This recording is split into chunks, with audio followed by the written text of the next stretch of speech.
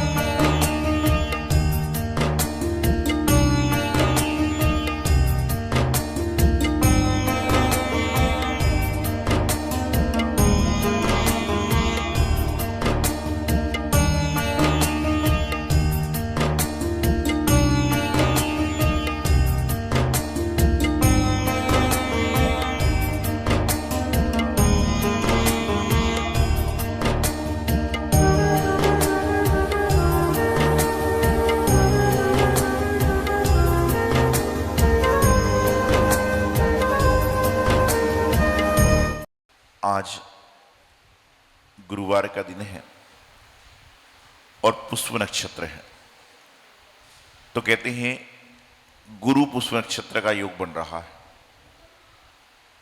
जीवन में गुरु का बड़ा महत्व होता है।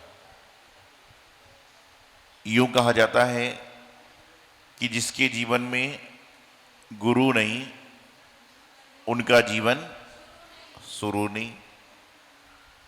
जीवन तो आपका स्टार्ट हो चुका है जन्म लेने से ही, लेकिन गाड़ी जब डिपो से चलती है तो गंतव्य तक नहीं चलती। गाड़ी डिपो से चलती है तो गंतव्य तक नहीं चलती, वह पहले एक नियत स्टेशन पर आती है, बस अड्डे पर आती है, बस स्टॉप तक आती है, और उसके बाद जब उसमें सवारी बैठ जाती है, उसको जैसा निर्देश दिया जाता है, फिर गाड़ी अपने स्थान पर चलती है। ट्रेनें तो बहुत सारी आती हैं, लेकिन जब तक ट्रेन स्टेशन पर नहीं आती और स्टेशन पर उसको सही जानकारी नहीं मिलती, जब तक ट्रेन आगे बढ़ नहीं सकती। उसी प्रकार से जीवन तो आपका चल रहा है ना जाने कितने जन्मों से, लेकिन आपका जीवन सही दिशा में है कि नहीं, सही निर्देश में है कि नहीं, तब तक आपका जीवन सही नहीं चल पाएगा। इसलिए तो जीवन में गुरु को विशेष स्थान दिया है कि जहां पर सारे काम समाप्त हो जाते हैं वहां पर विशेष काम प्रारंभ हो जाते हैं। नीतिकारों ने तो कहा है, सौ बुद्धि सुखश्चैवे पर बुद्धि विनाशकाय, सौ बुद्धि सुखश्चैवे पर बुद्धि विनाशकाय, और गुरु बुद्धि विशेषता, कि आपकी सौ की बुद्धि सुख को देने वाली है, पर की बुद्धि विनाश करने वाली है, और गुरु की बुद्धि आपके जीवन को विशेषता में लाने वाली है। होता ना, जैसे आप सोचिए आपने कोई नियम लिया है, सपोज करिए आपका रात्रि भोजन का आजीवन त्याग है, या आपका केले का, पपीते का, कोई भी रबड़ी का, किसी भी वस्तु का त्याग है, और गलती से आपको खाने में आ जाता है, और आप जब मंदिर में आते हो प्रातःकाल, आपके जो अड़ोस पड़ोस की महिलाएं, दोस्त, फ्रेंड जो भी होते हैं, उनसे आप कहते हो अरे गलती से मैंने रबड़ी खा ली, पपीता खा लिया, तो महिला आपसे क्या कहती है? क्या कहती है बताओ? नमोकार मंत्र की माला कर लेना, मतलब महिला गुरु हो गई। कौन है? अरे भाई आप विचार करिए कि यदि आपके द्वारा कोई नियम लिया गया है और वह नियम यदि गलती से टूट जाता है तो आपको गुरु के सम्मुख जाकर प्रायश्चित लेना चाहिए, ना कि परवरे लेना चाहिए। कई लोग क्या करते हैं, गलती से वो ऐसा हो गया, एक नमोकार मंत्र की माला फेर लूंगा, इतने पैसे गुल्लक में डाल देंगे। ऐसा नहीं है। जब तक आप गुरु के निर्देश में उस व्रत को पूर्ण नहीं करोगे तब तक आपको कोई फल नहीं मिलता। आचार्य तो ये तक कहते हैं कि आप रोजमर्रा में बहुत सारे व्रत करते हो, किसी ने मोक्ष शास्त्र के व्रत लिए होंगे, किसी ने कल्याण मंदिर के व्रत लिए होंगे, लेकिन आपको देव शास्त्र गुरु की साक्षी पूर्वक व्रत लेना चाहिए, वह आपके लिए कल्याणकारी होगा। आपको फल नहीं मिलेगा ऐसा नहीं, फल तो मिलेगा, लेकिन गुरु महाराज के सामने लोगे तो आपके जीवन का एक अलग ही महत्व समझ में आएगा। जीवन में गुरु बने बिना तो मुक्ति हो सकती है, लेकिन जीवन में गुरु बनाए बिना मुक्ति नहीं हो सकती।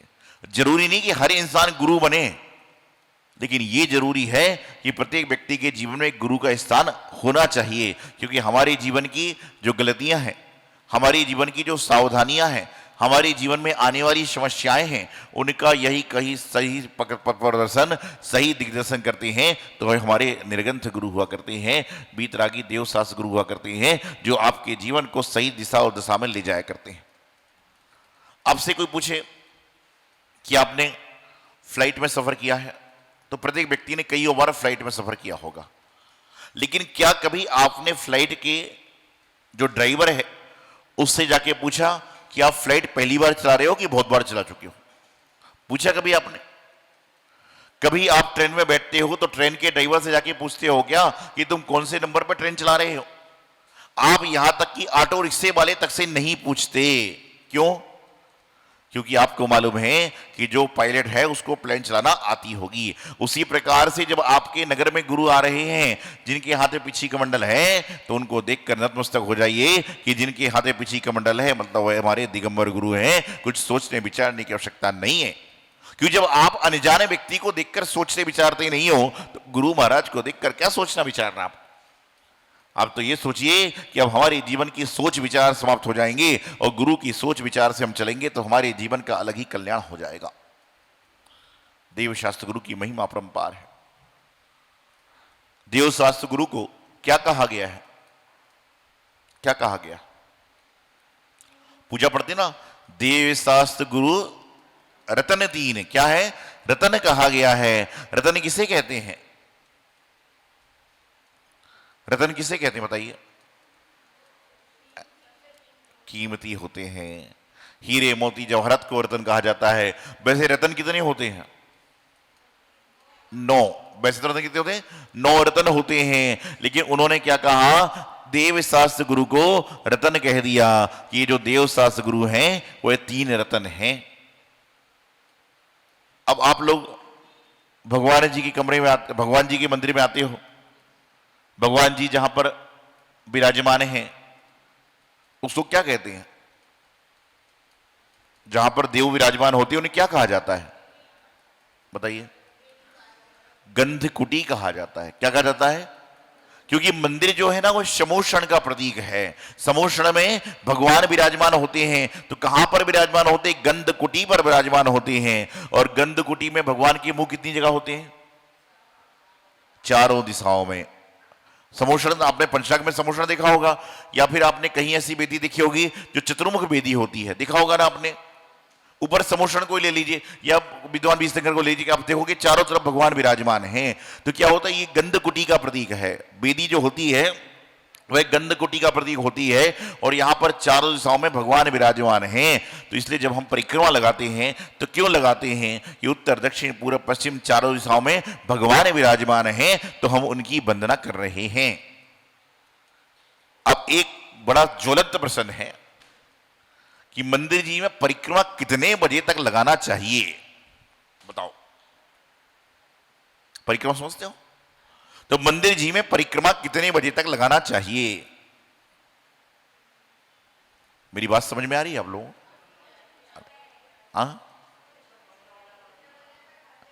आप लोग तिजारा जी जाते हो? तिजारा जी, महावीर जी जाते हो? महावीर जी कब लगाते हो वहां?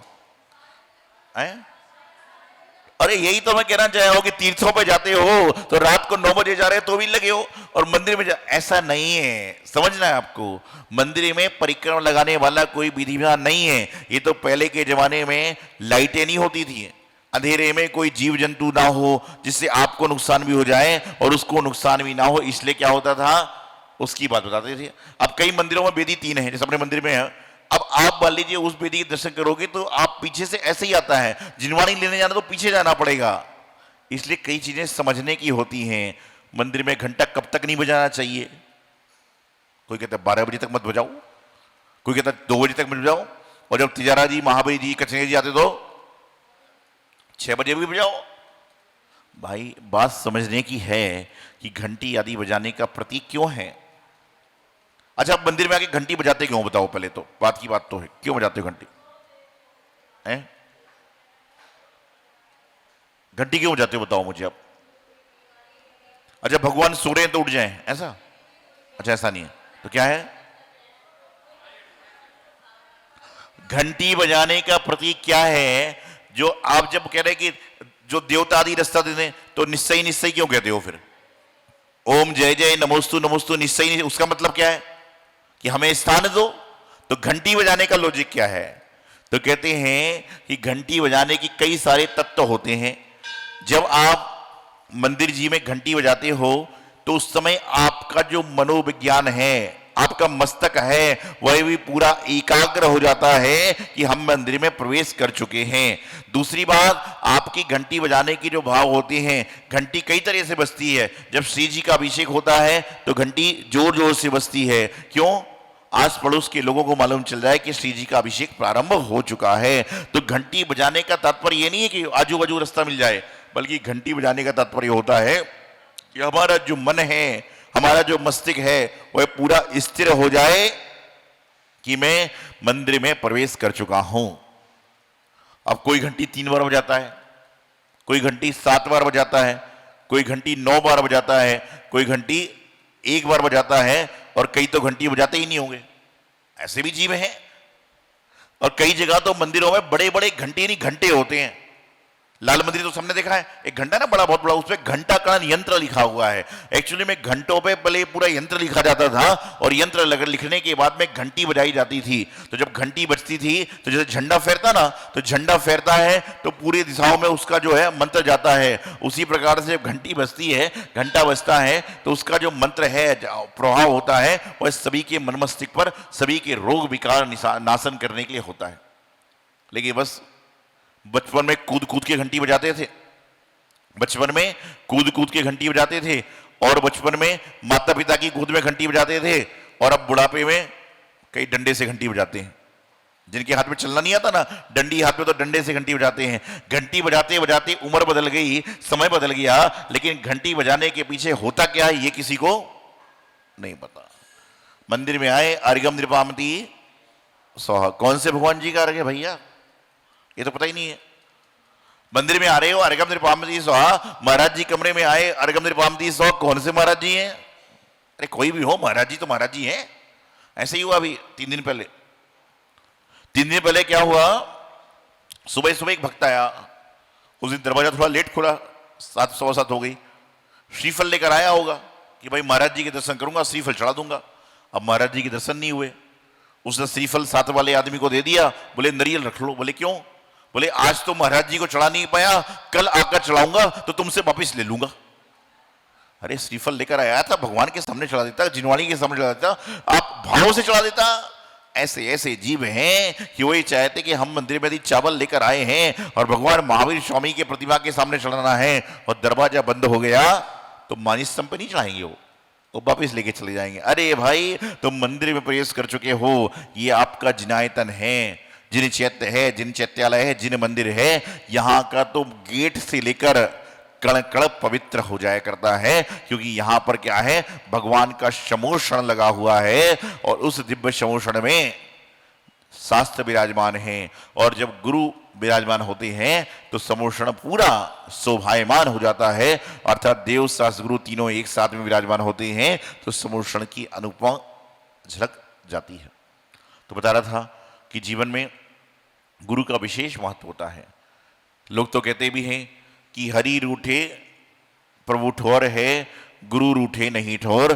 कि हरि यदि रूठ जाए, हरि रूठे गुरु ठोर है, प्रभु रूठे नहीं ठोर। ऐसी बात आती है कि हरि रूठ जाए, प्रभु रूठ जाए तो भी ठोर है, लेकिन गुरु रूठ जाए तो ठोर नहीं। गुरु कभी रूठते नहीं है, नाराज नहीं होते हैं, वो तो सिर्फ आपको बताते हैं, समझाते हैं। और नहीं समझोगे तो आपको उनको समझाना पड़ता, भाई ऐसा नहीं ऐसा करिए, ऐसा नहीं ऐसा करिए। क्योंकि भगवान महावीर स्वामी कहते हैं कि क्रोधी व्यक्ति कभी संसार में सुख को नहीं प्राप्त कर सकता। क्रोध में इंसान सबसे पहले किसका नुकसान करता है? ये बताओ, आपको बहुत जोर की भूख लगी है, भोजन में दाल में नमक नहीं है, तुम थाली छोड़ के आ जाओ तो नुकसान किसका है? क्रोध और बढ़ जाएगा। पहले तो खाली पेट था, अब डबल खाली पेट हो गया। इसलिए गुरुदेव कहते थे कि क्रोध में, अच्छा ये बताओ, भारत देश में 100 में से 99 लोग गुस्से में क्या करते हैं? भारत देश में 100 में से 99 लोग को गुस्सा आता है तो करते ही क्या है बताओ मुझे? आपकी बात नहीं, पड़ोसी की बता दीजिए। क्या है? क्रोध जब आता है तो इंसान भोजन का त्याग करता है। और गुरुदेव कहते हैं कि क्रोध आए तो भरपेट भोजन करो, जिसमें सामने से लड़ने की क्षमता तो रहेगी। इस कार्यक्रम के प्रसारण सहयोगी थे श्री दिगंबर जैन बड़ा मंदिर, B73B, सेक्टर 27, नोएडा, उत्तर प्रदेश। संरक्षक श्री महावीर जैन, संरक्षक डॉक्टर SP जैन, संरक्षक श्री राकेश जैन, अध्यक्ष श्री पवन कुमार जैन, उपाध्यक्ष श्री निर्मल कुमार जैन, सचिव श्री अजय जैन, कोषाध्यक्ष श्री सुभाष चंद्र जैन, महासचिव श्री चंद्र प्रकाश जैन, प्रबंधक श्री सुबोध कुमार जैन, सदस्य श्री संदीप जैन, सदस्य श्री प्रमोद जैन, सदस्य श्री दिनेश जैन, सदस्य श्री राजीव जैन, सदस्य श्री MP जैन।